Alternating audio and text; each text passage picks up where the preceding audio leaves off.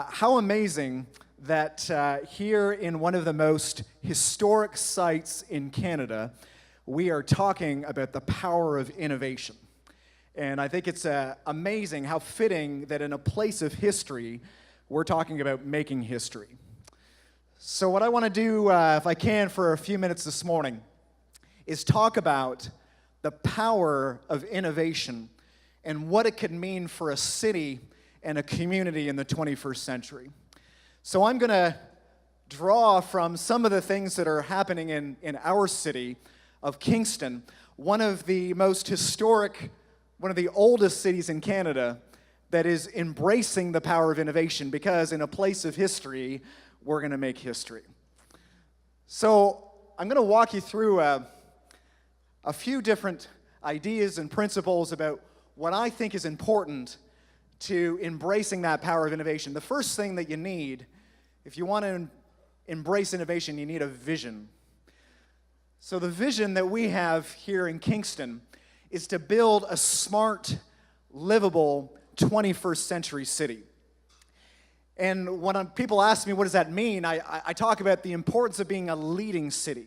We want to be on the front lines. We want to be on the cutting edge. We want to be the place where the newest ideas, the newest techniques, the newest methods are put in place so that we can make not just our city and our community, but other communities and societies that much stronger and that much better for everyone. I think about this quote that I found from Steve Jobs. It says, "Innovation distinguishes between a leader and a follower." And I believe that that's true not only for individuals, but it's true for businesses, it's true for organizations, it's true for cities. If you want to be a leading city, you need to be able to embrace innovation. So how do you do that? Well, here's some of the things that we've had to do here in Kingston. First of all, we've had to shift our view.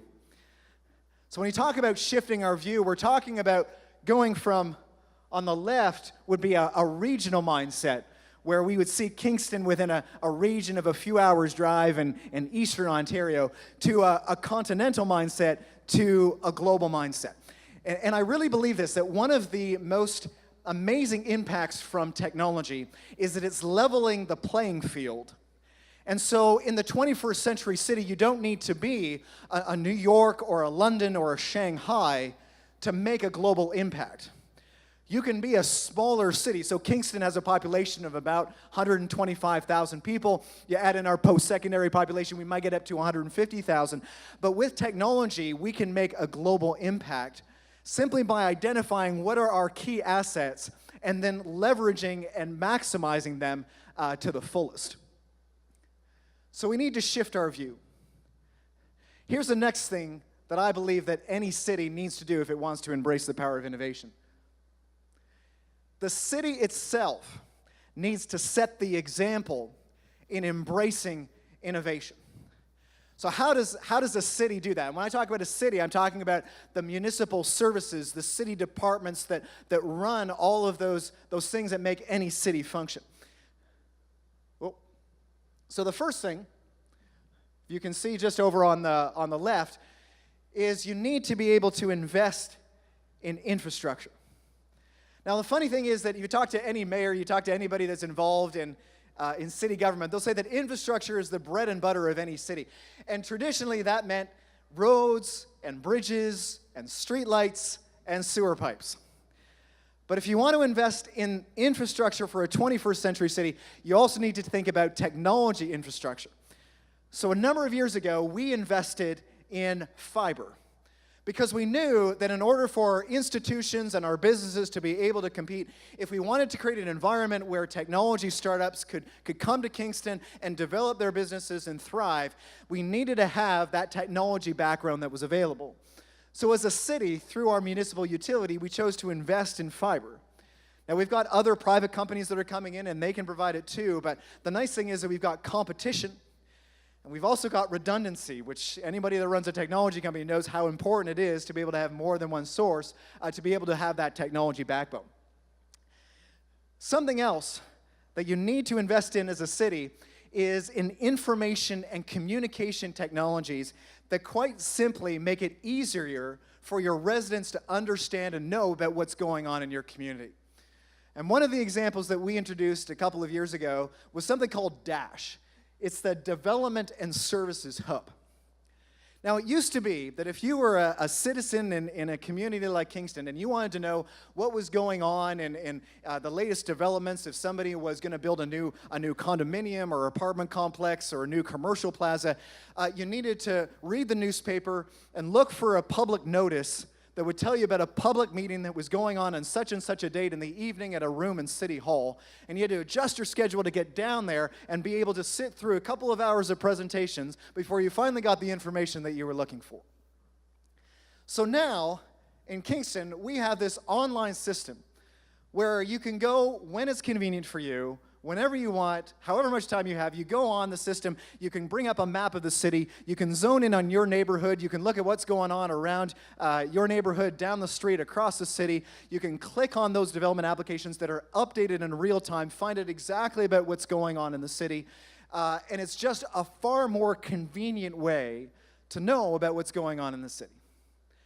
This is the sort of thing that technology can do. It can make a city more livable and more convenient so that everyone can be more engaged with what's going on in their community. Something else that we're investing in. So you can invest in technology infrastructure. You can invest in technologies that make communication and information exchange easier, but you can also invest in data. And one of the things that we know is that your average citizen, certainly in Kingston, I'm sure this is true for any city, they want to know, when is the bus coming to pick them up? When is the garbage truck going to come and pick up their garbage? And in the winter, which we experience for several months every year, when is the snowplow going to come and shovel my streets so I can get out and get to work? So we have invested in the technology to be able to keep track of these kinds of movements in these key city vehicles. But what we're doing is we're embracing the power of open data and putting all that information out there and inviting innovators to come and to use that data to develop, for example, a smartphone application where you can just go on your phone and then you can track when is the garbage truck coming, when is the snowplow coming, when is your bus coming to pick you up. This is the sort of thing, by investing in the data, we empower innovators in our community to be able to do great things with that data, to analyze it and to use it for social good. Now, up until now, everything that I've talked about is about investing in infrastructure or technology, and I think we've heard this from the teams we already heard before, if you really want to make key investments to allow for innovation in your community, you need to be able to invest in people. And so as a city, we're taking the lead in investing in people in our community. So let me give you an example. So we have young people in our city that are on social assistance. Maybe they've come from a background where their parents were on social assistance. They come from a background where maybe that was the norm. And we want to give them a vision to be able to take a different path, to have the confidence and the experience of what it is to be able to have employment, to be able to go to contribute in a powerful way, to be able to earn income, to be able to be contributors and help build the community. But they need that first chance. They need somebody that's going to take a chance on them and give them that first opportunity. So as a city, we're setting the example. We're providing internships for young people on social assistance in city departments. We're saying, hey, come have a few months where you can work alongside city employees and learn the city business, and you can experience what employment is and build that confidence and put something on your resume that's going to make it easier for you to get that next job. We're investing in internships and co-op programs and other entry-level positions for our amazing student population that we have here in the city, because we understand that they are an incredible asset to us. And so we want to provide those opportunities. So if the city can provide those opportunities, we give them that experience, that then they can move on and find other employment opportunities. But those are the sorts of investments you need to make, not just in infrastructure, not just in technology, not just in data, but in people as well. So the city sets the example. But there's something else that needs to happen in a community, and so that's the next theme, is you need to be able to find a way to connect local innovators with needs in your community. Now, we're very fortunate here in Kingston because we have 3 amazing post-secondary institutions: Queen's University, St. Lawrence College, and Royal Military College. We've got a lot of amazing, smart young people that are right here in our community, and they're learning about the latest techniques and technologies and information. And what we want to be able to do is connect them to some of the existing needs that we have in our city, and really that any city would have. So here's an example. I'll start here on the left. We have nonprofit organizations in our city. These are nonprofits that do great work in our community each and every day. But if you've ever been a part of a nonprofit, you know that there are often challenges that you face on a daily basis. Maybe it's trying to ramp up your fundraising. It's trying to increase your footprint in the community. It's trying to be more efficient in your operations. It's trying to market and raise awareness of what it is that you do. There are these challenges that we know our nonprofits face. And then on the other side, we have these PhD students in our post-secondary institutions that are doing all of this great work. So what we have, something that's being rolled out in Kingston, something called the PhD Community Initiative, to be able to link the two together. And it's great for the PhD student because then you get applied experience that is great, obviously, for your research and your career development, but it also helps the nonprofit to be able to become that much more efficient and effective in the community. Something else. Another need that we know is very relevant in our city and many other communities is how do we encourage more women to embrace the power of entrepreneurship? How do we find a way to be able to get young women the confidence, the resources, the mentorship, the knowledge that they need to be able to take the creative ideas and skills that they have and to be able to implement them, start up new businesses, and to be able to make incredible impacts socially and beyond in the communities. So one of the things, if that's the need, one of the things that we've seen happen really kind of bubble up from a grassroots level is a young female entrepreneur who's basically has a vision for this, and she started a program called Feist, Female Entrepreneurs in Small Towns. And it's all about networking and mentorship and bringing women together to be able to share and to mentor each other, providing resources and knowledge, finances, all of those things that you need to be successful as an entrepreneur to be able to encourage more entrepreneurship. Here's another need. What do you do when you have people in your community that are faced with social isolation? What do we do to help, for example, people in our community that are grappling with mental health issues, or those in our community that are faced with challenges connected to chronic and complex conditions that require long-term care? So we have a hospital here on our waterfront in Kingston. It's called Providence Care. And so it was an old hospital that was there for many years. And it was really interesting because the hospital was located on the waterfront, and right next to it was one of the most popular community parks that we have in the city of Kingston, called Lake Ontario Park. And right in between them was this giant chain link fence. And it basically spoke about a separation. There were those in the community that were facing these difficult challenges. They were on one side of the fence, and then you had all of the young families and everybody else that was coming out to enjoy the park. They were on the other side of the fence. So this is a good example of how innovation is a lot more than just technology. Sometimes innovation is just in terms of planning and how you can invest in people. So when we were at the point where we wanted to build a new hospital, one of the things we did in the early phases, what Providence Care did is they brought in some innovators in the design work and said, how can we improve the quality of life for our patients and residents that are in this hospital? And so they keyed in on something. So when they built the new hospital, not only are they going to take the chain link fence down, but they actually designed it in such a way so that the hospital has its cafeteria that's kind of opened up right next to the community park. So all the young families and people that are coming down just to enjoy the day down at Lake Ontario Park, they can actually come in and they're invited into this terrace where they can come in, they can grab a bite to eat, they can mingle with the patients and the residents that are there. The patients, the residents can come out, they can walk into the terrace, they can enjoy the park. And where you go from social isolation, now you have this integration of the community that improves the quality of life for everyone. That's what happens when you can connect local innovators with community needs. Now, what really gets me excited is not just when the city takes the lead in setting the example of innovation, and not just when we have community innovation and local innovators that are being connected with other organizations and other needs. It's when we embrace the power of partnership by putting the city together with other community organizations, and then we can do some pretty exciting things. So I'm going to give you some examples of some of the partnerships that we have here and we've developed here in the city of Kingston. One of them is with a startup technology company called DocuPet.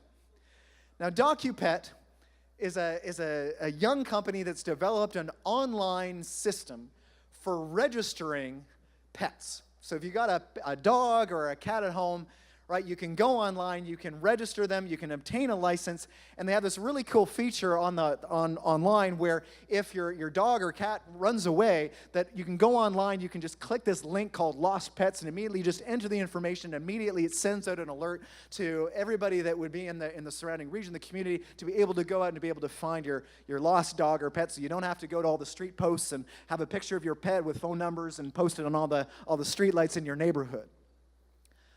On the other hand, you have a city like Kingston, which I'm sure most cities can identify with this, where you have generally a very low rate of licensing and registration for pets. And quite frankly, when you have lost pets, it's a lot of expense for the city having to put money into your pound services to then, when you have them, then be able to house them, and hoping that the pet owners are able to find where it is where the pet are and be able to reunite them. But a lot of the times that doesn't work. So here's the partnership. We have a company here in Kingston that's developed this cool product. As a city, we have a need, so we're going to provide an opportunity for them to be able to test and pilot their technology here in Kingston. And it works out. I mean, not only does the city now have a much higher rate of licensing and registration for pets, but we've created and provided DocuPet with the experience that they need so that they can go now to other municipalities and they can sell their product, and they can say, you know what, in our hometown of Kingston, they gave us the chance to pilot this and it's going great, so you know what, you can trust our product. And DocuPet has had tremendous success. There are a number of other cities now across the province and beyond. I know that they're into other countries as well, providing this service that really any municipality would be interested in. But that's the power of partnership, where the city can locate and we can see, here's a technology startup company, they have a product that we can use, we're going to give them the chance and help them to spur on their way to great success, which obviously is something we're very interested in. Something else, another example of partnership, deals with the development of our workforce, making sure that we've got the people that we need here in our city that are going to fill the jobs of tomorrow. So, on the one side, you have institutions like our hospitals, like our long-term care facilities that need to hire nurses. And then you have the city. Well, we have a long-term care facility. We need to hire nurses. And so what's happening is we're all trying to hire nurses, but there's a problem because right now in the city of Kingston, we need more nurses. So what's happening is that institutions and different businesses and organizations are bidding against each other for a small pool of people, and so we're just basically taking them from each other. And the larger issue is that we as a community need to come together and say, how can we solve this bigger issue by increasing the overall supply of nurses, for example, in our community? So this is the power of partnership, where all these employers will come together. We have data. Coming back to my earlier point, investing in the data we need to quickly identify where are the needs, where are the labor needs in our community, and then having all of our employers work together to then say, okay, what do we need to do to address the overall supply? Maybe we need to go to our post-secondary institutions and make sure that we're getting more of an intake of young people into the programs that will have the skills that we need to be able to fill that supply. Maybe we need to be going to other larger centers and be able to recruit and say, hey, you need to come here to Kingston, and here's what we can offer, here's the quality of life that we can offer you, so that we have a larger supply of workers. That's the power of partnership. Now this last one, something I'm pretty excited about. It's called the Mayor's Innovation Challenge. So on the one side, you have the city. And as a city, we face different challenges. We have different issues and problems. We're always trying to find better ways, more efficient ways to be able to provide our services. Maybe it's an engineering problem. Maybe it's a social services challenge. Maybe it's an issue in our arts and cultural community. Maybe it's a technology problem that we really feel like this is an issue and we really need to come up with a solution. On the other side, we know that we have these post-secondary institutions with all of these smart people that are developing their skills, and they're looking for ways and applications to be able to take the knowledge and the theory that they're learning in the classroom and be able to apply it.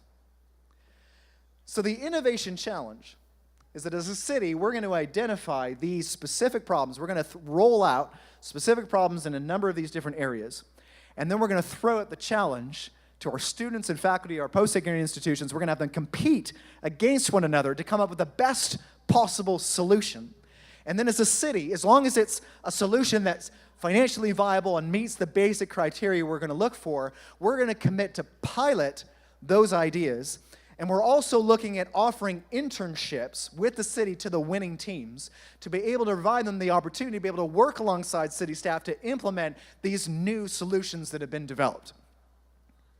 Now, remember I said earlier that one of the things you need to do to make a global impact is that you need as a city to find where is your strength, where are your assets, and then you need to leverage those to the max.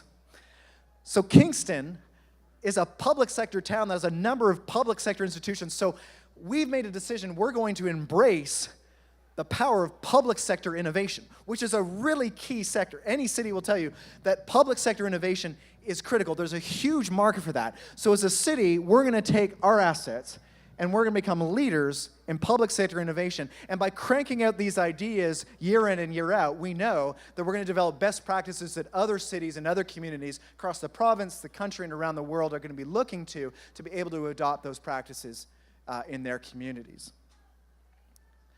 So when I talk about innovation, I think the theme that comes out is that whether you're a large city or whether you're a smaller city, local collaboration can make a global impact. And that is the lesson we are learning here in the city of Kingston, Ontario, Canada. And perhaps this is the most important innovation that we're making, is being able to bring all of our agencies, our institutions, our organizations, our businesses, and the city itself together to work in one strategic vision. All these partners so that we can move our community forward together. Ladies and gentlemen, it has been an absolute pleasure to talk with you here this morning. Thank you so much, and best of luck to all the teams, and have a great couple of days. Thank you so much. Hi, I'm Amber Mack, and if you like this video, click to subscribe to the Breakout Project channel to watch more videos just like this one.